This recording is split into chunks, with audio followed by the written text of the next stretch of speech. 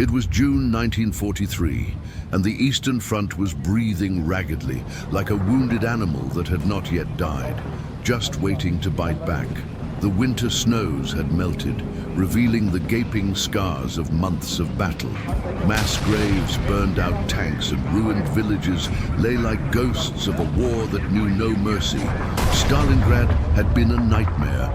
For the Germans, a nightmare of humiliation. For the Soviets, a nightmare of survival. But now, both sides knew that something even greater was coming. Something that would leave a deep mark on the soil and on history. Hitler, humiliated by his defeat on the Volga, sought redemption, not through diplomacy, but with steel and fire. His generals were still licking their wounds from the surrender of the Sixth Army, but the Führer would hear no excuses. He wanted blood, and he wanted it at Kursk. Kursk, a seemingly ordinary Soviet city, but which had now become the center of a gigantic salient, a bulge on the map that made Hitler's eyes gleam with ambition. The idea was simple and murderous. Attack from the north and south, close the circle, and obliterate what remained of the Soviet forces in that region. A surgical cut that he believed would turn the tide of the war. On the other side of the trench in Moscow, Stalin was not naive. His spies had already warned the Germans were preparing. Soviet reconnaissance planes confirmed movements, troop concentrations, and ammunition shipments. The Red Army knew and waited, silently, but with hatred in their eyes. The tension in the air was so thick that the soldiers could feel it on their skin. It wasn't the ordinary fear of an ambush or a surprise bombing. It was something deeper. It was the silence before the carnage, the calm before the collapse. Men dug trenches by day and prayed by night. The stars in the sky seemed to watch them indifferently. They knew they were about to enter something beyond war, something that would turn men into monsters and tanks into walking graves. The civilians who still remained in the nearby villages were leaving their homes in a hurry, leaving pots on the fire, portraits on the walls, and tears on their faces. They knew what was coming because they had seen it before. But this time, it felt different. It felt final. In the forests around Kursk, the sounds of hammering, digging, and preparing echoed like the tolling of an early funeral bell. In the south, German panthers roared like predators. In the north, tigers were lined up, ready to attack. And in the middle of it all were thousands of men who did not yet know that their names would be erased before the first shot was fired. The battle had not yet begun, but the smell of blood was already in the air. But to understand why so many men would die, you have to look at the map. Kursk was not just a point on the front. It was an anomaly, a huge ledge, a swelling in the Soviet lines that projected towards German-occupied territory, a geographical error or a trap, depending on your point of view. On one hand, the Army Group Center of von Kluge, on the other, the Army Group Southmanstein. Among them, what seemed like perfect prey. If the Germans could attack from above and below simultaneously, they could close in like a jaw of steel. It would be quick, devastating, final. Hitler saw an opportunity. His generals saw risks, but he ignored them all. For Hitler, Kursk was all or nothing. It was no longer just about territory. It was about pride, about showing the world and their own soldiers that the Nazi Empire could still win, that Stalingrad had been just a detour, that the Third Reich still breathed. Only the Red Army also understood the value of that salient. Stalin, with his calculating coldness, understood that if the Germans wanted to attack somewhere, it would be there. Kursk was the magnet, the bait, and for him, that was an advantage. It was then that the Soviet plan changed from offensive to resistance. They would not rush to attack. They would wait for the blow and then crush whoever struck it. The geography of Kursk has become a trap built with time, sweat, and corpses. Every hill was mined, every road mapped, every square foot of the countryside prepared to kill. And while Hitler delayed the start of the operation, waiting for his new Panther tanks to be ready, time worked for the enemy. With each passing day, Kursk became less of a salient, and more of a heart armed to explode. While the Soviets buried mines and reinforced their defenses, the Germans sharpened the blade of their attack. In Berlin, the plan had a name, Operation Citadel. Operation Citadel. But to many veteran officers, it seemed less like a citadel and more like a Russian roulette with tanks. The idea was simple on paper and suicidal in practice. Attack Kursk simultaneously from two flanks. To the north, under von Kluge. To the south, under the tactical genius Erich von Manstein. The two armies would meet in the center, crushing the Soviet salient like a deadly pincer. It was supposed to be quick, surgical, definitive, but everything around screamed the opposite. Even Hitler's top generals, like Guderian, begged to cancel the operation. Time was passing. The Soviets were fortifying themselves as never before, and the new tanks, the long-awaited ones, Panther and Tiger, were causing more headaches than solutions. Mechanical problems, lack of parts, tanks that broke down before they even reached the battlefield. It was modern warfare fighting against the clock and losing. But Hitler did not listen. For him, the Citadel, it was not just a military operation. It was an act of faith, a return to lost dominion, a cry for power in the face of an empire that was beginning to crumble from within. Meanwhile, in the south, thousands of armored vehicles lined up under the scorching sun of the steppe. The Panzer divisions, the SS, the elite units of the Wehrmacht, all assembled for what would be the last large-scale Nazi offensive in the east. The last attempt to turn the game around. The last illusion of victory. And then came July 5th, 1943. At dawn, the skies darkened with smoke. The Soviet lines exploded with the roar of German guns.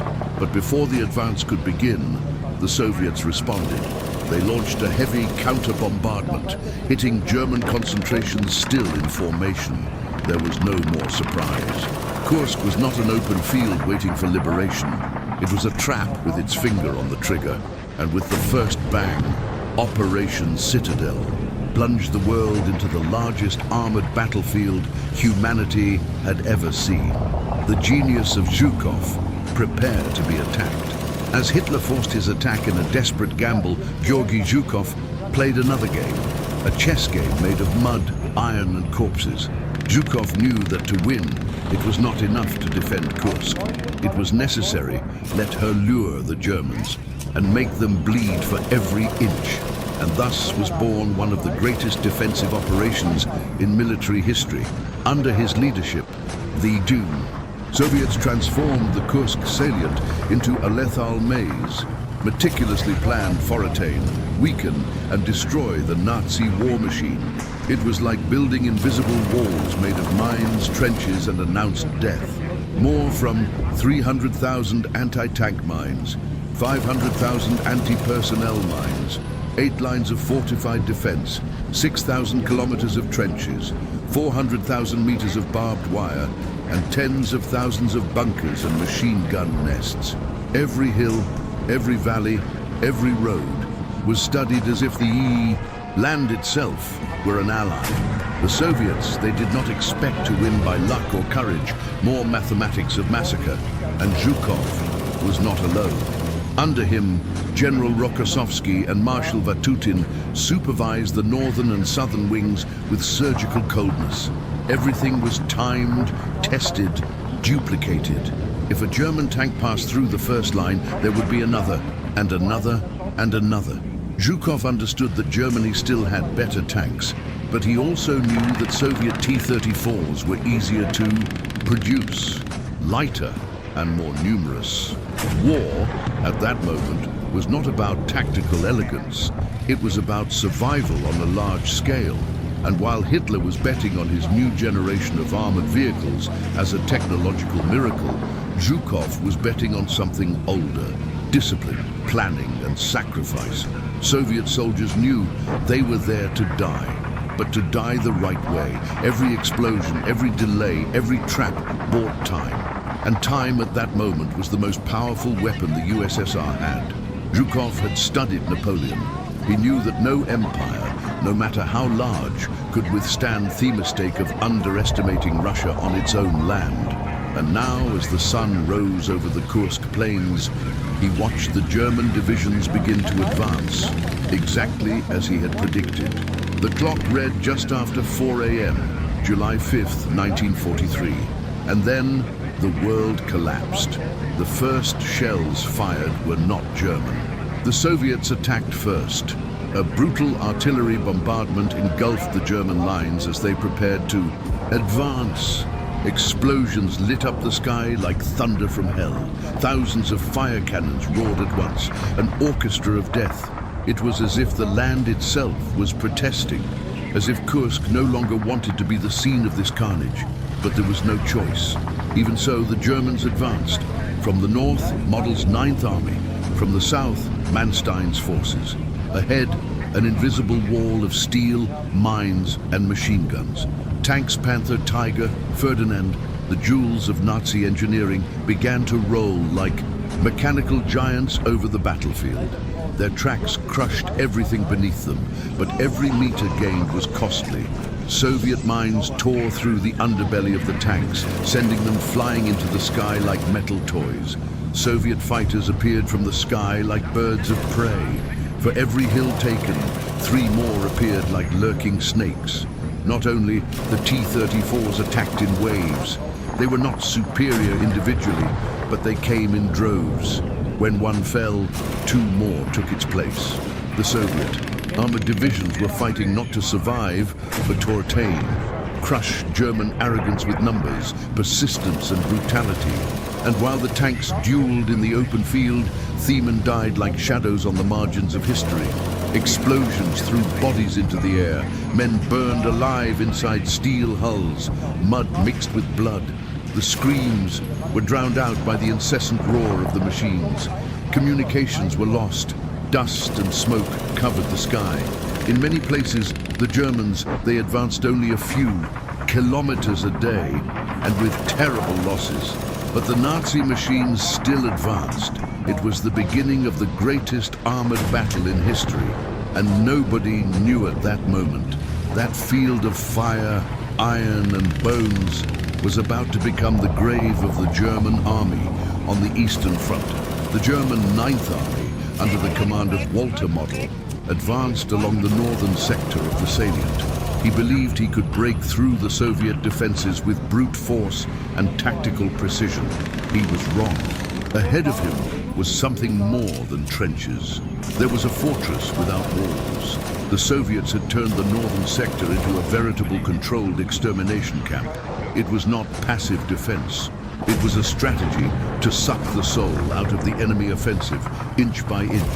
Units of the Soviet 13th Army under General Rokossovsky had established 8 deep defensive lines, each reinforced with minefields interspersed with camouflaged artillery positions, machine gun nests overlapping in E, crossfire, anti-tank obstacles and deep fences, and thousands of soldiers waiting, not to repel but toto shatter.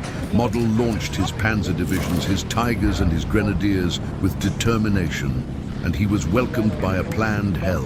Tanks were exploding over mines before the enemy could even be seen.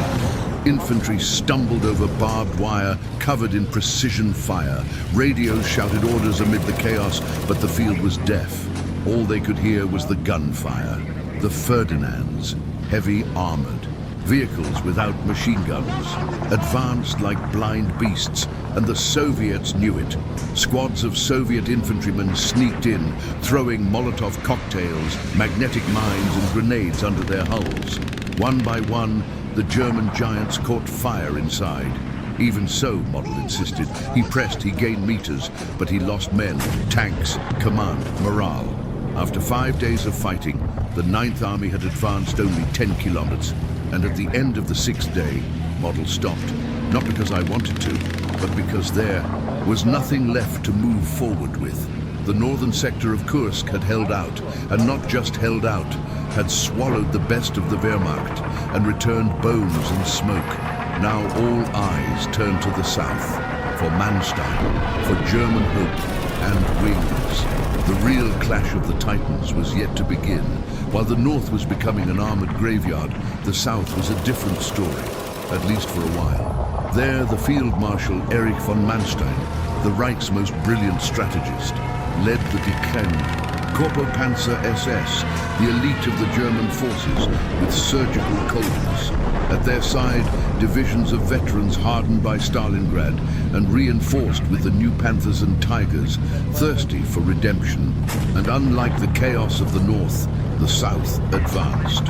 In the first few days, the Germans pushed their way through like a red-hot hammer. The Soviet T-34s were brave, but the T-22 guns of the Tigers, they went through them as if they were made of paper. The Soviet infantry fought to the last man, to the last bullet. But the weight of the German offensive was brutal. On the scorching plain of Prokhorovka, where the ground cracked under the heat, the SS columns advanced like a swarm of steel. They were like mechanical waves, devouring villages, hills, rivers. With each point gained, the Reich believed it was closer to victory. But the Soviets had not retreated in disorder. They had retreated with purpose. Zhukov and Vatutin knew that Manstein would attack with full force, and so allowed deep penetration, and then crush it in a single blow. A brutal counterattack prepared with millimeter precision. It was a tactical trap, and yet Manstein's advance continued. With losses, but with effectiveness.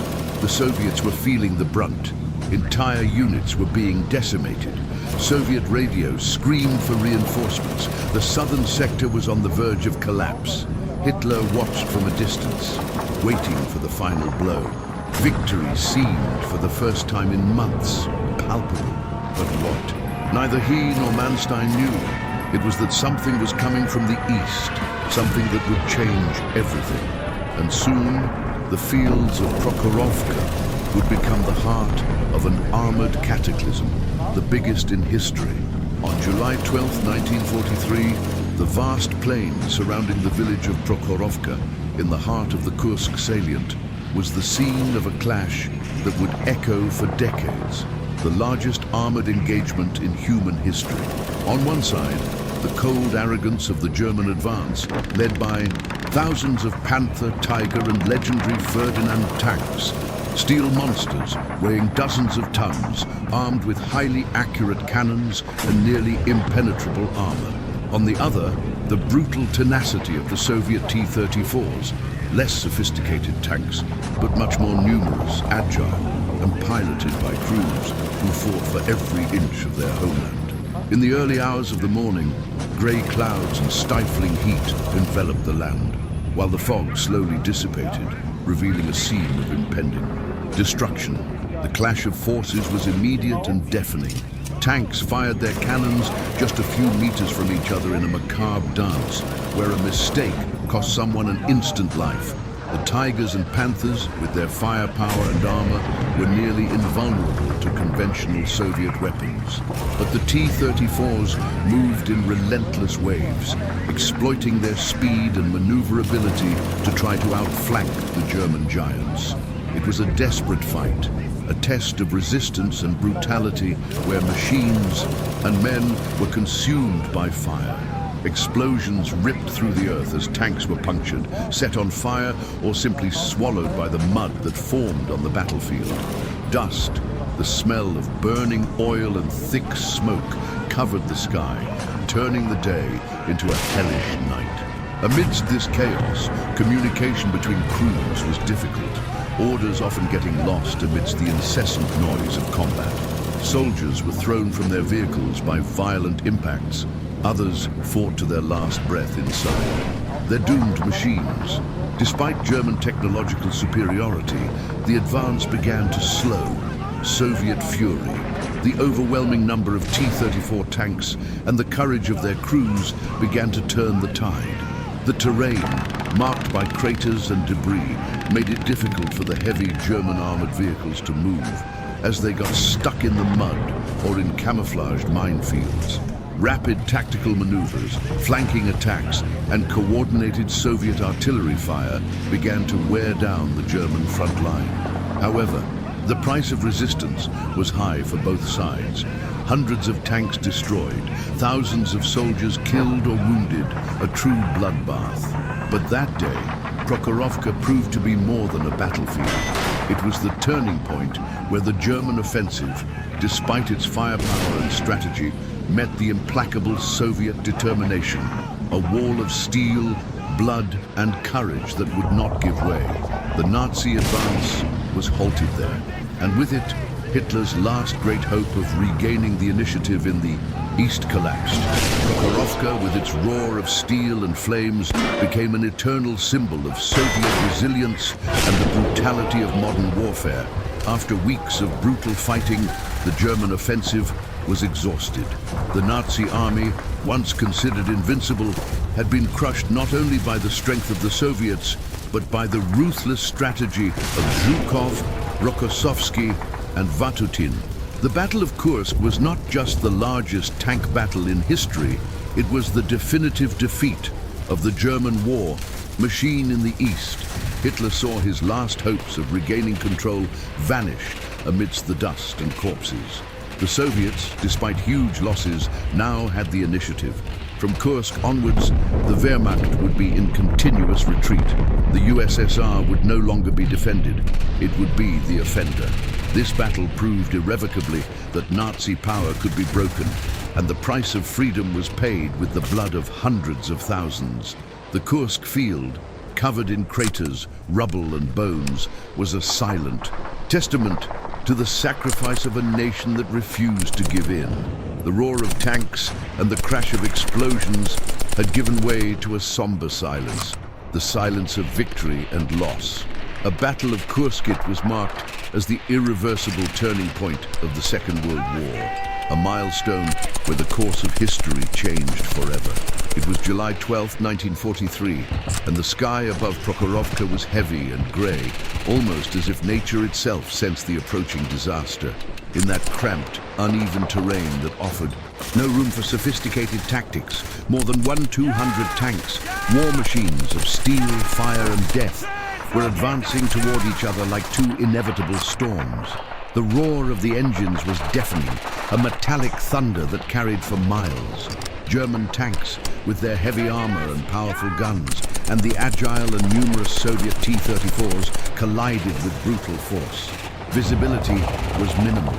The black smoke from the explosions mixed with the dust kicked up by the speeding vehicles, creating a curtain that made it difficult to aim accurately.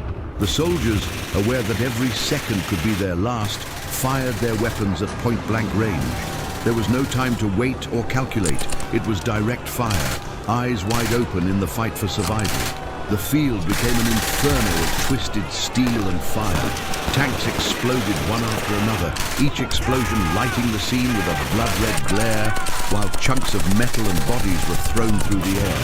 It was an apocalyptic scene where the noise of weapons mixed with the screams of wounded men, shouted orders and the incessant boom of machine guns and cannons. The ground, previously green, turned into red mud, a silent testimony to the massacre that was unfolding there. It was a battle where technique mattered not, only brutality, unbreakable will and blind fury for survival. Man against machine, steel against steel, in a fierce duel that would decide the fate of the war. Prokhorovka was not just a battlefield, it was the point where the world saw the height of horror and courage in a war that would not forgive. On the vast, dusty battlefield of Kursk in 1943, the climax of tank warfare reached its climax in a brutal spectacle of technology, brute force, and divergent strategy. The fight between the German Tiger heavy tanks and the Soviet T-34 mediums was not just a military confrontation, it was an embodiment of the war philosophies of two colliding superpowers, a duel of steel and fire that would define the future of the Eastern Front, the predator of the steppe, the German Tiger, I tank you Tiger eyewear. Without a doubt, the real ones, fortresses on mats. When they first appeared on the battlefield, they caused shock and awe in the Allied ranks. Their most striking feature was their thick and virtually impenetrable armoring. Their frontal part, with 100 mm of steel that made them almost invulnerable to shots from most Soviet anti-tank guns and T-34s at medium and long distances. This formidable armor was complemented by 88mm main gun KWK-36L56, adapted from the famous German anti-aircraft gun. This gun had a formidable range and destructive power, capable of piercing with astonishing ease the armor of the T-34 and the newer T-34-85 when these began to appear, even at distances of 1,500 to 2,000 meters, long before the T-34 could even think of retaliating effectively. The Tiger's imposing size and firepower, however, came at a prohibitive price. Its colossal mass of around 57 tons made it heavy and notoriously slow to move over rough terrain and marshy terrain common in Eastern Europe. This slowness was compounded by a complex transmission and an engine that, although powerful, was subject to mechanical problems, frequent and breakdowns, especially under the constant stress of combat. In addition, the Tiger was a real fuel guzzler, consuming gasoline in astronomical quantities, which created enormous logistical challenges for the Wehrmacht, which was already operating on stretched supply lines.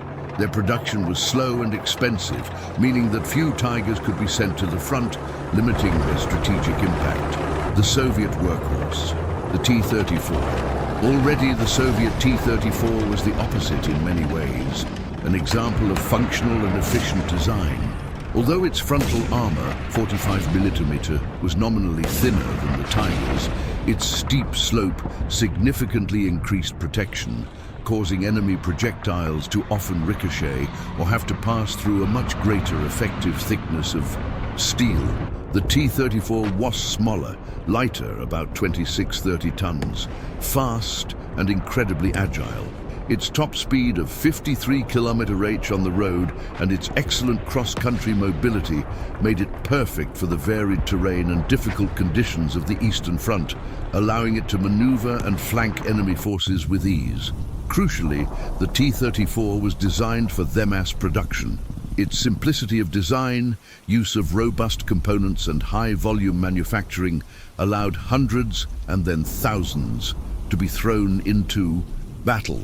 The T-34 could be used in large waves of attack, saturating enemy defenses with impressive numbers, a tactic the Soviet Union mastered.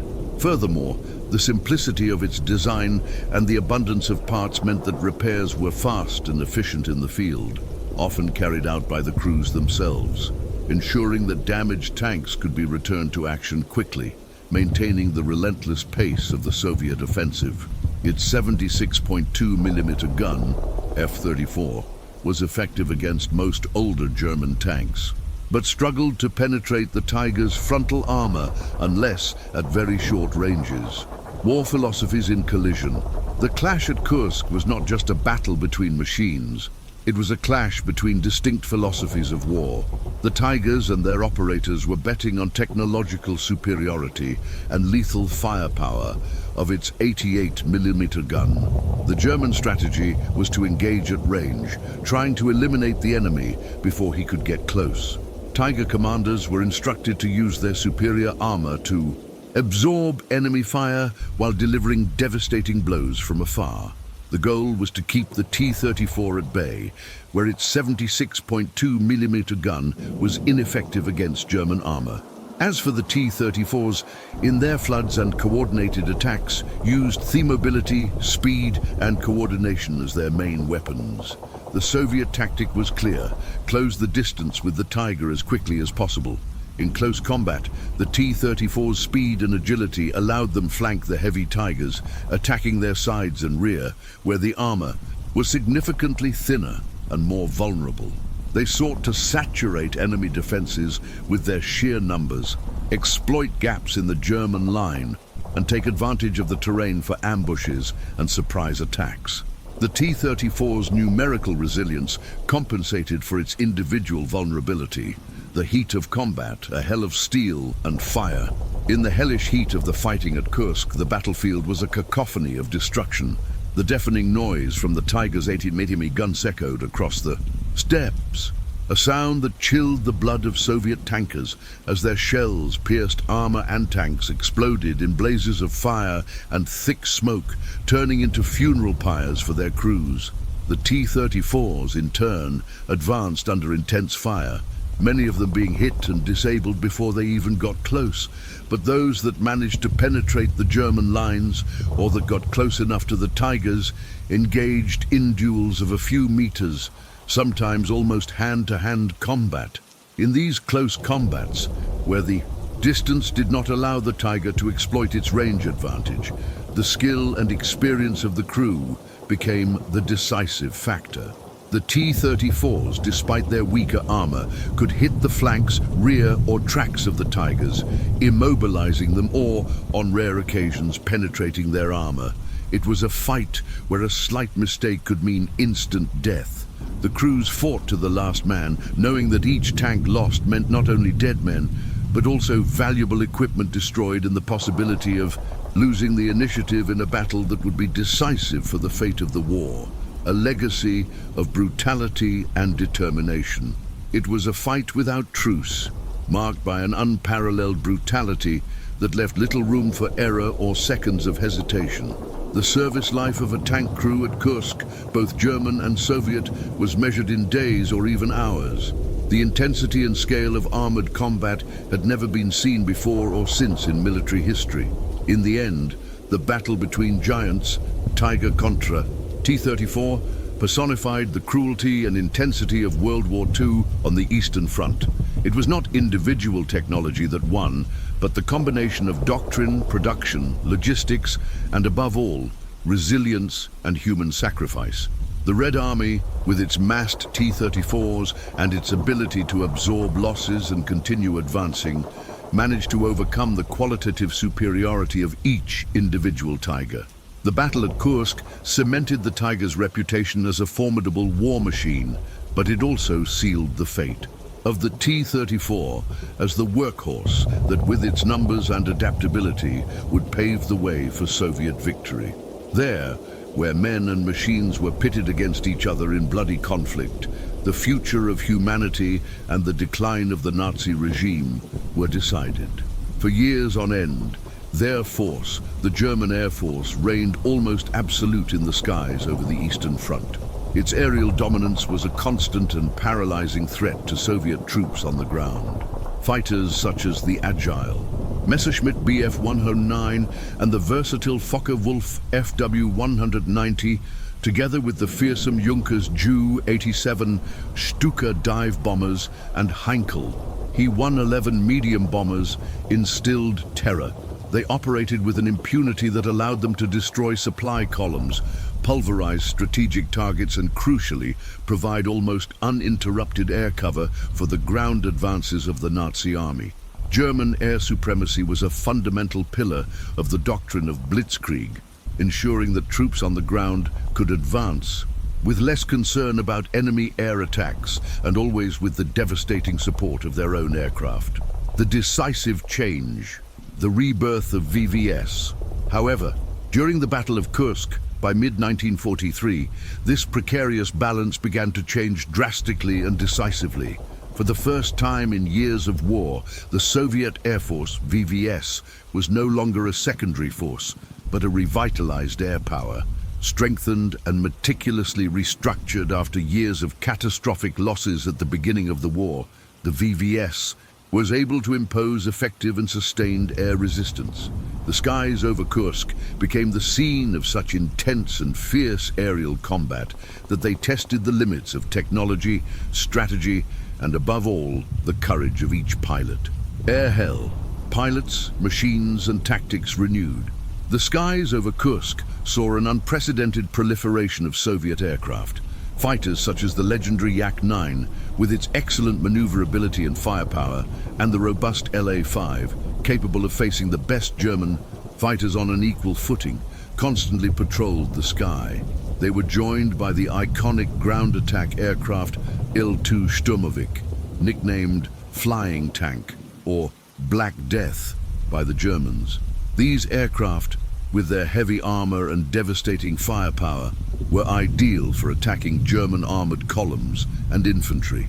Soviet pilots, previously outnumbered and outgunned, now flew in more organized formations, utilizing improved tactics and the benefit of terrain knowledge. They engaged the formidable German aircraft in chaotic and brutal aerial combats. The deafening roar of machine guns and cannon fire, the rapid and dangerous maneuvering through the clouds to gain position, and the sudden explosions of downed planes, whether in flames falling from the sky or impacting the ground, turned the airspace above Kursk into a veritable inferno. It was not uncommon to see dozens of planes simultaneously engaged in combat that lasted minutes, with each pilot desperately fighting for life and victory. WW2’s also benefited from an improvement in coordination with ground forces. Soviet air controllers worked closely with field commanders, requesting tactical air support against enemy troop concentrations or to defend their own formations. This synergy, something the Luftwaffe had mastered early in the war, was now replicated and even surpassed by the Soviets. Direct consequences on the ground battlefield. More than just combat between machines and pilots, this titanic aerial battle had direct and crucial consequences on the ground. By contesting and in many cases protecting Soviet lines and concentrations, WW2’s fighters enabled tank columns and infantry to advance or defend themselves with a significantly lower risk of German air attacks. This was vital to the Red Army's ability to hold its defensive positions and later launch its devastating counterattacks. In addition, the WW2’s began to play an active role in offensive against German forces. The Sturmovix in particular were relentless. They relentlessly attacked German supply and reinforcement columns, which were vital to sustaining Operation Citadel. These airstrikes caused not only direct losses, but also significant delay and disorganization to the enemy forces, undermining their ability to maintain the pace of their advances and replace their losses. The logistical disruption caused by the WW2’s was an underestimated but key factor in the collapse of the German offensive. A powerful symbol, the turning of the tide of war. The growing presence and effectiveness of the WW2’s in Kursk represented a powerful symbol, a turn of the tide of war. The Luftwaffe no longer dominated the skies with the ease and impunity it had previously. Its pilots, once the undisputed aces, now faced a numerous, well-equipped and equally determined enemy. The Luftwaffe's losses at Kursk, although not as massive as its ground losses, were critical and difficult to replace. Many of its most experienced veterans were shot down, and the quality of replacement pilots began to decline. Soviet morale, in turn, grew exponentially with each aerial victory, with each enemy aircraft destroyed. The ability of their own aviators to meet and overcome the once invincible German air power was an immense source of pride and confidence for the troops on the ground. The knowledge that their skies were being defended and that their own planes were attacking the enemy instilled a new sense of hope and determination. The balance of power and the Nazi defeat to be shared air domain, and at many points even challenged and surpassed by the WW2’s, not only saved countless lives of Soviet soldiers on the ground, but also made the ground battle much more even. It gave the Red Army a vital chance to dig in its defenses, absorb the initial shock of the German offensive, and finally prepare and launch its decisive counterattacks with confidence. Without the ability to control the sky, the Blitzkrieg Germany lost its element of surprise and its crucial tactical advantage. Their hell over Kursk was therefore one of the most crucial elements that marked the definitive defeat of Nazi power in the East. The Luftwaffe's air supremacy had been broken, and with it, one of the pillars that supported Hitler's war machine on the Eastern Front crumbled. From Kursk onwards, the air war in the East would be a brutal and balanced conflict, with the WW2’s gaining more and more advantage, paving the way for the eventual Allied victory. As the colossal German offensive at the Battle of Kursk, known as Operation Citadel, advanced across the Russian steppes in July 1943, what had once been a seemingly unstoppable war machine began to disintegrate. Hitler's dreams of a decisive victory collided with the brutal reality of an unbreakable Soviet defense and a series of strategic setbacks. The bleeding of the Wehrmacht, unbearable losses, and relentless attrition. From the first days of the Citadel, the German offensive was marked by an alarming cost. The Soviet defenses, meticulously prepared with multiple lines of trenches, dense minefields, machine gun nests, and hidden anti-tank batteries, turned the Kursk safe area into a meat grinder for the panzer divisions. The German attacks initially managed to penetrate some, but every meter of advance was paid with an exorbitant price in tanks and men. The legendary German tanks, such as the heavy Tiger I and the new one's Panther, although technologically superior in many respects, were not invincible. They found themselves bogged down in minefields, hit by precision artillery, and ambushed by well-camouflaged Soviet anti-tank guns. Losses were high, and most critically, irreplaceable. The capacity of the German war industry to replace destroyed tanks and dead or wounded soldiers was drastically inferior to that of the Soviet Union, which already mass-produced and had a much larger labor reserve. In addition to fierce enemy resistance, German equipment itself began to suffer. The constant pressure of combat, the suffocating dust of the steppes in summer, and the lack of time for proper maintenance resulted in logistical and mechanical problems. The sophisticated and complex Tiger and Panther tanks were prone to mechanical breakdowns, and many of them simply stopped working on the battlefield before they ever saw combat. The German supply lines, already stretched, could barely keep up with the pace of the offensive, leaving the troops short of fuel, ammunition, and spare parts. The soldiers' morale, though initially high, began to plummet as they saw their comrades fall and their tanks destroyed without any significant advance. The collapse of Hitler's plans. From initiative to frustration, Adolf Hitler, who had staked everything on Operation Citadel as the decisive blow to regain the strategic initiative on the Eastern Front, watched his plans disintegrate in the face of brutal reality of the battlefield. Their unshakable belief in the superiority of German technology and the effectiveness of their armored forces was met by a Soviet defense that refused to give in. The German advance was stalled, and the Wehrmacht was suffering attrition that made it unsustainable to continue the offensive. The idea of a double encirclement of Soviet forces in the Kursk salient, which would annihilate a substantial part of the Red Army and open the way for further conquests, proved to be an illusion. Soviet intelligence had anticipated the attack, and their defenses were so deep and well prepared that they turned the German offensive into a battle of attrition, in which Germany, with its limited resources, was doomed to lose. Hitler's frustration grew as reports from the front arrived, painting a grim picture of mounting casualties and minimal advances. The unexpected misappropriation of resources, the invasion of Sicily and its aftermath.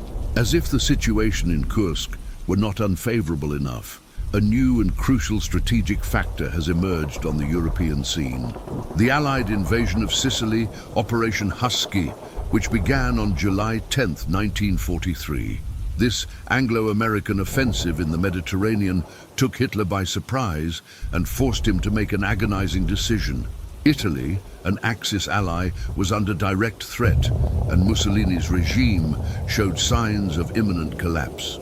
To reinforce the defense in Italy and prevent a total collapse of the southern European front, Hitler found himself forced to divert vital resources and troops of the Eastern Front, the Panzer.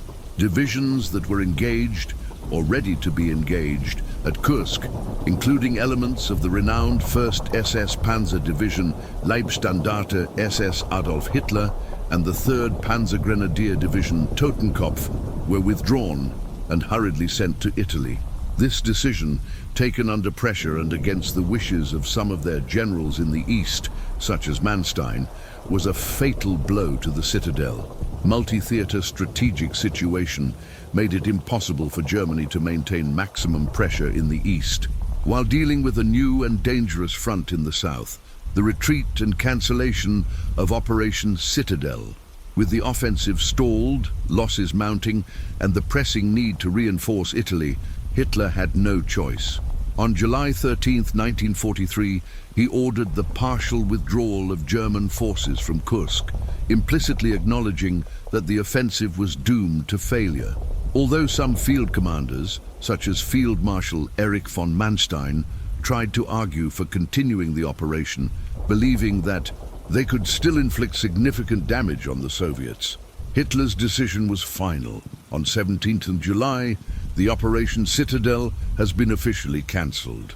This retreat represented much more than a simple military defeat. It was a profound psychological and strategic turn. The Wehrmacht, which for years had been synonymous with blitzkrieg and quick, decisive victories, was forced into a defensive posture on much of the Eastern Front. The initiative, which had been the hallmark of the German campaign since 1939, passed definitively into the hands of the Red Army. As the Germans retreated, the Red Army gained not only ground but unshakable confidence and strength to move forward, launching their own massive counterattacks soon after. The end of an era and the loss of control. When the Third Reich began to crumble, the Battle of Kursk was not just a military defeat. It was the symbol of the collapse of an era, the moment when the image of the Wehrmacht as an unbeatable war machine was irrevocably shattered. For the first time since the beginning of the war in the East, Hitler had to face the unthinkable. Their much-celebrated offensive, built on months of planning, equipped with the best of German engineering, such as the powerful Tiger and Panther tanks, had been halted, destroyed, and forced into retreat. Operation Citadel, conceived as the final blow to destroy the Red Army, was smashed into the Soviet defensive lines, designed with mathematical precision by the Stavka. They were deep lines, fortified with hundreds of thousands of mines, interconnected artillery positions, tank ambushes, and coordinated air cover. Germany had walked into a strategic trap and paid the price in blood, steel, and pride. The numbers speak for themselves. Over 500,000 combined casualties, thousands of tanks destroyed, and huge air losses. The Luftwaffe, which had already been weakened since Stalingrad, was met in the skies by a renewed and now dominant Soviet Air Force. But the deepest blow was not just material, it was psychological and strategic. From Kursk onwards, Hitler found himself increasingly isolated in his decisions. Ignoring the advice of experienced generals, he began to act on impulse and paranoia. The Führer's centralized command became an anchor, dragging Germany into the abyss. Kursk destroyed not only armored divisions, but the illusion of absolute control that the Third Reich believed it had over the Eastern Front. Germany would never again launch a strategic offensive of such scale in the East. The dream of reaching the oil fields of the Caucasus, of encircling Moscow, or of forcing the Soviet surrender, all these were consumed in the flames of Kursk. In their place, what remained was a succession of retreats: Kharkov, Kiev, Minsk, Warsaw, until the inevitable fall of Berlin. For the Soviet Union, what rose from the ashes was a historic opportunity. The Stavka, realizing the collapse of the German initiative, mobilized its reserves, redesigned its plans, and unleashed large-scale counteroffensives with T-34 tanks emerging in their thousands, supported by now stable supply lines and a war industry producing at full pace. Kursk was the tombstone of the Nazi offensive, a battle that didn't just end an operation, it ended a cycle. And in its place a new era was born, the era of the Soviet offensive, of the relentless advance, of the Red March that would only end at the gates of the Reichstag.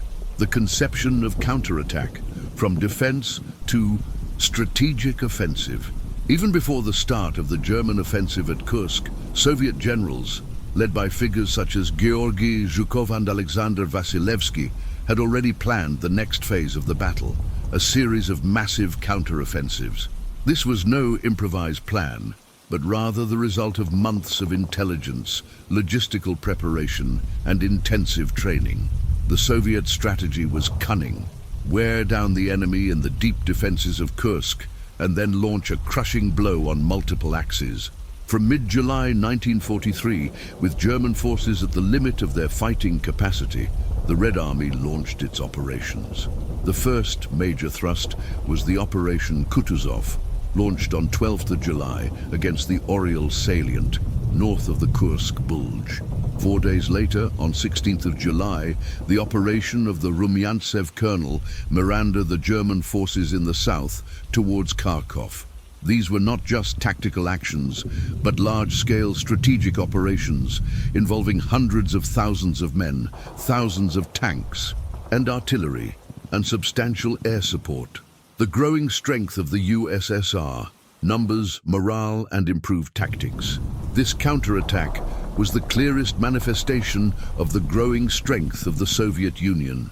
After years of catastrophic defeats and painful retreats, the Red Army had undergone a remarkable transformation. In terms of numbers, the USSR was able to mobilize and re-equip vast formations, far surpassing the German capacity to replace losses. Soviet factories, many of them relocated. To the east, produced tanks, such as the ubiquitous T-34, artillery and aircraft in impressive volumes, ensuring a steady flow of supplies and reinforcements. In addition to the numbers, the moral. The Soviet military leadership was at a high point. The defensive victory at Kursk, following the triumph of Stalingrad, instilled an unshakable belief in the ability to defeat the invader. Soldiers, from conscripts to veterans, were driven by patriotic fervor and a desire for revenge against the brutality of the Nazi occupation. As tactic, Soviet military operations had also matured significantly. The doctrine of operation in depth, Glavny Udar, which emphasized the rapid and deep penetration of enemy defenses by armored and mechanized formations, began to be applied with greater effectiveness. The coordinated use of massive artillery, which obliterated German defensive positions before the advance of infantry and tanks, and the constant support of the Red Air Force, VVS, which vied for air supremacy and attacked ground targets, made the Soviet offensives almost unstoppable. The shock wedges of tanks, followed by supporting infantry, disorganized the German lines and exploited their weaknesses. Liberation and relentless march towards Berlin. As the Soviet tanks, with their red stars, advanced, they not only regained ground lost during the German offensive, but also liberated strategic cities who had suffered under the Nazi yoke for months or even years. One of the most significant objectives was the recapture of Kharkov, a city of great industrial and railway importance, which had changed hands several times during the war. Its liberation on August 23, 1943, was a moral and strategic blow to Germany, signaling that previous victories were only temporary. This counterattack was not merely a battle for territory, it was our relentless march towards Berlin, the heart of the Nazi regime.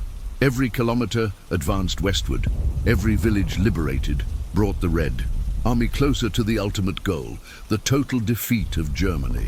The ferocity and determination with which the Soviets advanced made it clear that the initiative was now firmly in their hands. The beginning of the irreversible decline of the Wehrmacht. The Soviet advance at Kursk marked the beginning of the irreversible decline of the Wehrmacht in Eastern Europe. The losses suffered by the Germans at Kursk, both in terms of men and material, were irreplaceable. Their elite panzer divisions, the spearhead of the Blitzkrieg, had been decimated, and there were insufficient reserves to replenish these forces.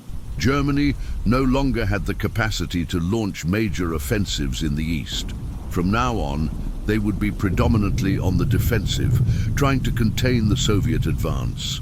A Stalin machine, previously in a disadvantaged position and desperately fighting for survival, now dictated the pace of war. Driven by a formidable combination of refined strategy, nearly unlimited productive resources, and an uncompromising people determined to resist until final victory, the Red Army became an unstoppable offensive force. German General Heinz Guderian, one of the architects of the Blitzkrieg, would lament that after Kursk, the Wehrmacht never again had a moment of peace on the Eastern Front. Kursk, a decisive turning point. Kursk thus became a decisive turning point and unquestionable. The balance of power in World War II shifted definitively in favor of the Allies. The Soviet victory not only ensured the survival of the Soviet Union, but also inaugurated a new phase of offensives and liberations that would culminate in the fall of Berlin in 1945. From Kursk onwards, the Red Army would begin a series of continuous advances that would gradually push the Wehrmacht out of Soviet territory, liberate the countries of Eastern Europe, and finally overthrow the Nazi regime. Stalin's machine, forged in fire and sacrifice, proved to be the force capable of dismantling Nazi military might, sealing Germany's fate in World War II. The Battle of Kursk, fought in the summer of 1943, transcended a mere military clash to become an indelible landmark in the history of World War II, a turning point that resonated far beyond the Russian steppes. It was the stage where the brutality of war met the unbreakable human will, resulting in one of the most monumental and decisive confrontations of the conflict, the indomitable cry of a people. At the center of this colossal battle were not only tanks and artillery, but the indomitable spirit of a people that refused to be subdued. Soviet soldiers, ordinary men and women forged in adversity, faced the Nazi war machine with almost supernatural courage. Amid the twisted steel of hundreds of thousands of armored vehicles and the blood spilled on the ground, they demonstrated iron determination and an unshakable faith in victory. Kursk was not just a battle for territory, it was a fight for survival, for freedom, and for the very soul of the Soviet Union. Every meter of trench defended, every enemy tank destroyed, was a testament to sacrifice and resilience in the face of tyranny. Hitler's nightmare and the loss of initiative. For Adolf Hitler, Operation Citadel, as the German offensive was called, was conceived as a decisive blow, the last great gambit to crush the Red Army and reverse the course of the war in the East. He dreamed of annihilating the Soviet forces in the Kursk salient, restoring the strategic initiative that had been lost after Stalingrad. However, what followed was a bloody and relentless nightmare. The grand offensive turned into a bottomless abyss of losses and failures for the Wehrmacht. The meticulously prepared and deep Soviet defenses dashed German hopes of a quick victory. The battlefield of Kursk became a graveyard of Panzer and Tiger tanks, and each new German offensive was repulsed with devastating losses. There, in the infernal heat of the Russian summer, Hitler lost forever the strategic initiative on the Eastern Front, relegating his troops to a long and painful rearguard. The ultimate turnaround, from retreat to counterattack. The Soviet resistance at Kursk did not limit itself to defending the territory. Fueled by a burning desire for liberation and justice, it launched a crushing counterattack which marked the beginning of the end for the Third Reich. Operations Kutuzov in the north and Polkovodets Rumyantsev in the south turned the defensive into a massive offensive, pushing German forces back and liberating important cities such as Oryol and Belgorod. Kursk was the definitive turn, the moment when Soviet military power, the hope of final victory, and the very survival of the nation merged into one unstoppable force. The Battle of Kursk demonstrated that the Red Army was not only capable of withstanding the best German panzer divisions, but also of launching large-scale offensive operations with unprecedented effectiveness and coordination. Scars and legacy. The cost of war and the value of resistance. The battle left deep scars in the ground of Kursk and, even more so, in the memory of humanity. The numbers are staggering. Hundreds of thousands of casualties on both sides, thousands of tanks and aircraft destroyed. It is a vivid reminder of the terrible cost of war and the intrinsic brutality of armed conflicts. However, it is also an eloquent testimony to the unbreakable value of resistance and the human capacity to persevere in the face of the most extreme adversity. It was the day that the steel and blood changed the fate of the world. A bloody page, yes, but also a profoundly heroic one that will forever echo in the annals of World War II, serving as an eternal reminder of the sacrifice and determination that shaped the 20th century. The Battle of Kursk, fought between July and August 1943, was a decisive moment that had profound strategic, military and political consequences for the course of the Second World War. Loss of German initiative on the Eastern Front, Kursk, and the collapse of Nazi momentum. Before the summer of 1943, despite suffering a catastrophic defeat at Stalingrad, the German Wehrmacht still retained a dangerous capability. It could plan, mobilize, and execute large-scale strategic offensives. The Nazi High Command, desperate to regain the upper hand on the Eastern Front, placed its hopes on Operation Citadel, a massive, high-stakes assault designed to eliminate the Soviet salient around the city of Kursk and restore the offensive momentum lost in the brutal winter campaigns. Operation Citadel was Hitler's gamble, a final effort to seize the initiative before the Red Army could grow stronger. Months were spent in meticulous planning, and massive resources were committed. Around 1,900 tanks, including the newly developed Tiger I and Panther models, 2,000 aircraft from the increasingly strained Luftwaffe, and over 800,000 German troops. It was the largest concentration of German forces since the launch of Operation Barbarossa in 1941. But the Germans were walking into a trap.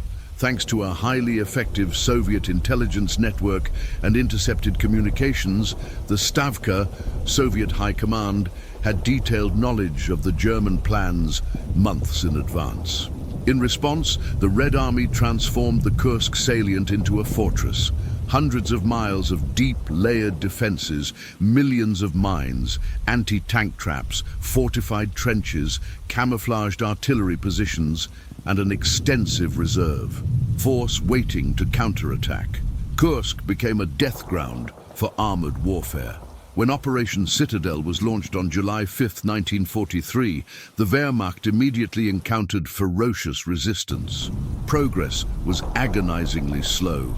Tanks advanced through minefields under constant artillery fire. Aircraft were intercepted by growing numbers of Soviet fighters, and German units were shredded by well-coordinated Soviet defenses. At Prokhorovka, on July 12th, the Germans faced what would become the largest tank battle in history, a chaotic and brutal melee that left the fields littered with destroyed armor. The cost was staggering. Germany lost over 50,000 men, nearly 700 tanks, and a significant number of aircraft within weeks. Even more damaging, however, was the psychological and strategic impact. Despite months of preparation and the deployment of their most advanced weapons, the Germans had failed to break through.